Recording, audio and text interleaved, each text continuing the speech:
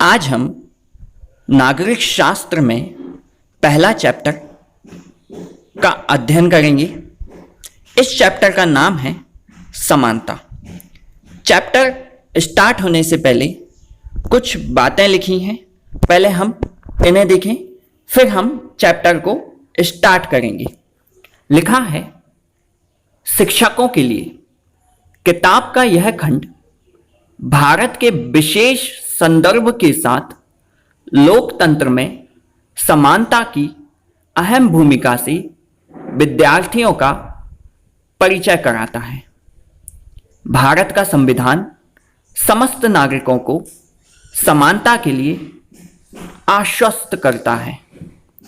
इसके बावजूद लोगों का रोजमर्रा का जीवन समानता से कोसों दूर है। नागरिक शास्त्र की पहले की पाठ्य पुस्तकें समानता की चर्चाओं में संविधान के प्रावधानों को दोहरा भर देती थीं, पर लोगों के जीवन की वास्तविक स्थिति पर पर्याप्त ध्यान नहीं देती थीं। यह इकाई एक अलग ढंग से समानता की चर्चा को प्रस्तुत करती है। विभिन्न समुदायों द्वारा आज भी इस प्रकार की कई समानताओं से असमानताओं का जो व्यवहार किया जाता है और भोगा जाता है, उनके माध्यम से समानता की जरूरत को इसमें भरा जाएगा। पहले अध्याय विद्यार्थियों को कांता, ओम प्रकाश, वाल्मीकि और अंसारी दंपति से मिलवाता है। उन्होंने अलग अलग तरीके से असमानता का अनुभव करा। इनके अनुभवों के जरिए हम मानवीय गरिमाओं की अवधारणा का परिचय देंगे।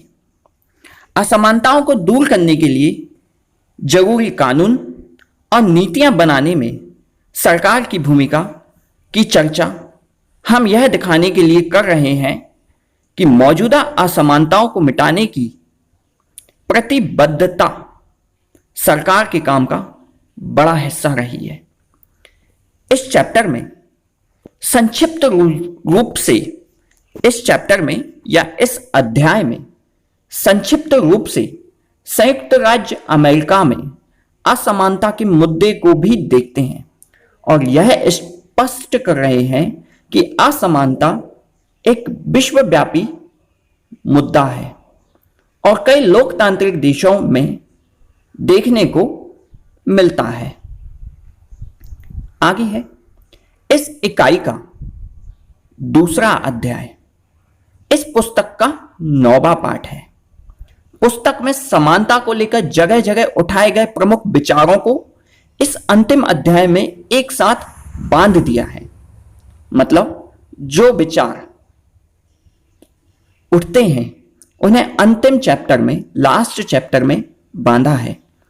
इस चैप्टर का बड़ा अंश समानता की लड़ाई में विभिन्न लोगों के योगदान की चर्चा करता है।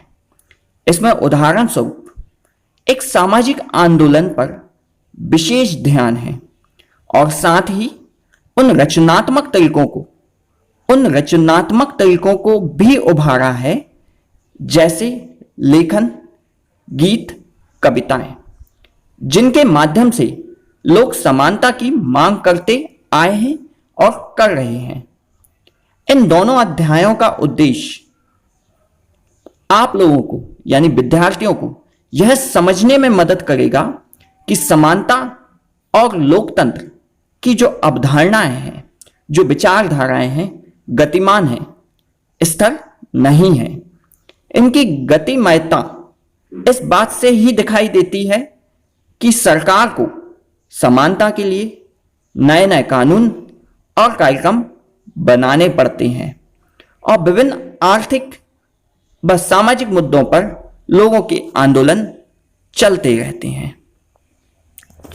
कांता, ओम प्रकाश, अंसारी दंपति और तवा मत्स्य संघ, इन सभी के अनुभवों जैसे ही विभिन्न स्थायी या फिर स्थानीय अनुभव हर जगह मौजूद होंगी। ये आप लोग भी देखेंगे इस चैप्टर के माध्यम से।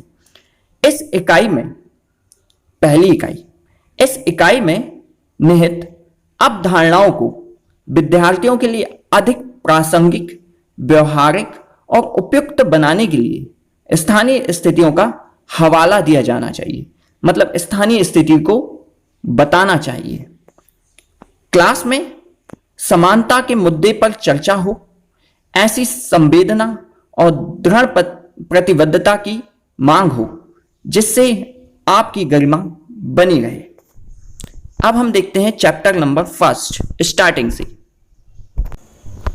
पहला चैप्टर है समानता। कैरेक्टर के नाम आपने ऊपर ही देखे। छोटे लाल किसान, मंजीत कौर जो शिक्षिका हैं, तेजा सिंह जो व्यापारी हैं, गिरीश राव एक स्टूडेंट हैं, कांता देवी घरेलू कामगार मतलब कि काम करने वाली, सुजाता कुमारी भी काम करने वाली घरेलू कामगार, गिरीश राव एक स्टूडेंट छात्र है। एक वाक्यांश दिया है, चुनाव के दिन कांता उसकी दोस्त सुजाता वोट डालने की बारी का इंतजार कर रही। इसमें लिखा है, कितनी अच्छी बात है ना सुजाता कि हम सब अपने देश के समान नागरिक के रूप में वोट डाल सकते हैं। जैन साहब भी हमारे साथ इसी लाइन में खड़े हैं। अब पीछे से बात आती है, हाँ बिल्कुल। लिखा है आगे, चल कांता अब तेरी बारी आई। पीछे से आवाज आई ये भी, मैं तो उसी को वोट डालूंगी जिसने हमारे मोहल्ले में पाइपलाइन, पानी की पाइपलाइन लगाने का वादा किया हो। अब इस चैप्टर को देखते हैं। पहला चैप्टर समानता। भारत एक लोकतांत्रिक देश है, लोकतंत्रीय देश है। क्लास 6 की जो बुक थी उसमें लोकतंत्रीय सरकार के मुख्य तत्वों के बारे में हमने पढ़ा था, जैसे लोगों की भागीदारी, संघर्षों का शांतिपूर्ण समाधान, समानता और न्याय। समानता क्या है? समानता लोकतंत्र की मुख्य विशेषता है। इसकी कार्यप्रणाली के सभी पहलुओं को प्रभावित करती है। समानता लोकतंत्र की मुख्य विशेषता है और कार्यप्रणाली के सारे पहलुओं को, सारी बातों को प्रभावित करती है। इस चैप्टर में हम समानता के बारे में और अधिक जानेंगे। यह क्या है? लोकतंत्र में यह आवश्यक क्यों होती है? इस चैप्टर में हम समानता के बारे में जानेंगे कि यह क्या होती है और लोकतंत्र में आवश्यक क्यों होती है, और भारत में सब समान हैं या नहीं। हम कांता की कहानी से चर्चा आरंभ करेंगे। भारत एक लोकतंत्रीय देश है। कक्षा 6 की बुक में हमने लोकतंत्रीय सरकार के मुख्य तत्वों के बारे में पढ़ा था। लोगों की भागीदारी, संघर्षों का शांतिपूर्ण समाधान, समानता और न्याय। समानता लोकतंत्र की मुख्य विशेषता है। इसकी कार्यप्रणाली के सभी पहलुओं को यह प्रभावित करती है। इस चैप्टर में हम समानता के बारे में और अधिक जानेंगे। यह क्या होती है? लोकतंत्र में यह आवश्यक है क्यों है? इस चैप्टर में हम कांता की कहानी के माध्यम से इसके बारे में चर्चा होगी। कुछ और कैरेक्टर आए हैं। अब्दुल रहमान कारीगर, शबनम बानो जो गृहिणी हैं, अब्दुल रहमान कारीगर हैं, ग्रेसी लेलेंग जो परामर्शदाता हैं मतलब सलाह देने वाले, आइजक लेलेंग सरकारी अधिकारी हैं, रुखसाना मिर्जा मीडिया कर्मी हैं, योगराज जो कि बेरोजगार हैं, अशोक जैन एक उद्योगपति हैं। कुछ देर बाद क्या हुआ? कुछ और वाक्यांश। कुछ देर बाद क्या हुआ? बाद में आना कांता। कांता ने कहा, जी नमस्ते साहब, गुड़िया बुखार में पड़ी है, उसे अस्पताल ले जाना है।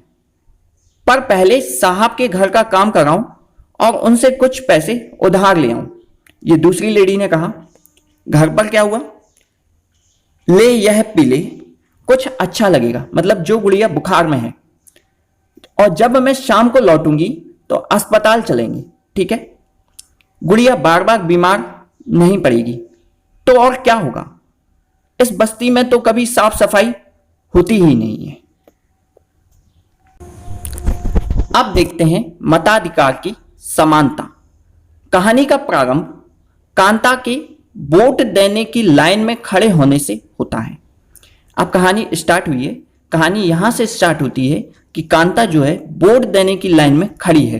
पुनः उन विभिन्न लोगों की ओर देखो जो उसके साथ लाइन में खड़े हैं। कांता अपने मालिक अशोक जैन को पहचानती है और अपने पड़ोसी छोटे लाल को भी पहचानती है। भारत जैसे एक लोकतंत्रीय देश में सब वयस्कों को मत देने का अधिकार है। सारे वयस्क मत दे सकते हैं, वोट डाल सकते हैं, चाहे उनका धर्म कोई भी हो, वह किसी भी धर्म से आए, शिक्षा का स्तर या जाति कुछ भी हो, मतलब किसी की भी शिक्षा कुछ भी हो, जाति कुछ भी हो, गरीब हो या अमीर हो। इसे जैसा कि आप पिछले वर्ष की पुस्तक में पढ़ चुके हैं, सार्वभौमिक वयस्क मताधिकार कहते हैं। इस लाइन को सार्वभौमिक वयस्क मताधिकार कहा जाता है और यह सभी लोकतंत्रों का आवश्यक पहलू है। सार्वभौमिक वयस्क मताधिकार का विचार समानता के विचार पर आधारित है, क्योंकि यह घोषित करता है, यह बताता है कि देश का हर वयस्क, स्त्री पुरुष, चाहे उसका आर्थिक स्तर, जाति कुछ भी क्यों ना हो, एक वोट का हकदार है, वोट डालने का हकदार है। कांता वोट देने के लिए बहुत ज्यादा उत्सुक है, मतलब वह वोट डालना चाहती है और यह देखकर भी खुश है कि वह अन्य सबके बराबर है, क्योंकि उन सबके पास भी एक ही वोट है। परंतु जैसे जैसे दिन बीतता जाता है, कांता के मन में समानता के वास्तविक अर्थ के बारे में शंका होती है। वह क्या बात है?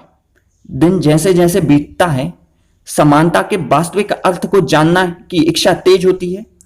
क्या बात है वह जिसने कांता के मन में शंका पैदा करी? इसके बारे में जानते हैं।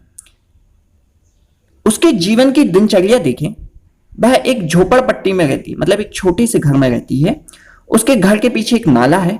उसकी बेटी बीमार है, परंतु वह अपने काम से एक दिन की भी छुट्टी नहीं ले सकती, क्योंकि उसे अपने मालिक से बच्ची को डॉक्टर के पास ले जाने के लिए पैसे उधार लेने हैं। घरेलू काम की नौकरी उसे थका देती है और अंत में उसके दिन की समाप्ति फिर लंबी लाइन में खड़े होकर होती है। सरकारी अस्पताल के सामने लगी यह लाइन उस लाइन से भिन्न होती है। मतलब जो लाइन वोट देने वाली लाइन थी, उस लाइन से यह लाइन अलग है, जिसमें वह सुबह लगी थी, क्योंकि इस लाइन में खड़े अधिकांश लोग गरीब हैं। एक और वाक्यांश है, कोनों को अच्छे से साफ करना। मतलब कांता जो है दूसरे के घर में काम करती है, मालिक कहते हैं कोनों को अच्छे से साफ करना। ये ले तेरे पैसे, पर पहले से पैसे मांगने की आदत मत बना, समझी? कांता कहती है, जी मैडम। उस शाम को बस जरा सी देर और बेटी जैन मैडम और जैन साहब वोट डालने के लिए लाइन में भले ही खड़े हों, पर अपने बच्चों के इलाज के लिए उन्हें लाइन में नहीं लगना पड़ता। आपके विचार से समानता के बारे में शंका करने के लिए कांता के पास क्या पर्याप्त कारण है? उपरोक्त कहानी के आधार पर उसके ऐसा सोचने के 3 कारण बताइए। यह हमारे चैप्टर का पार्ट 1 था। इसके बाद हम अगले पार्ट में आगे का चैप्टर पढ़ेंगे।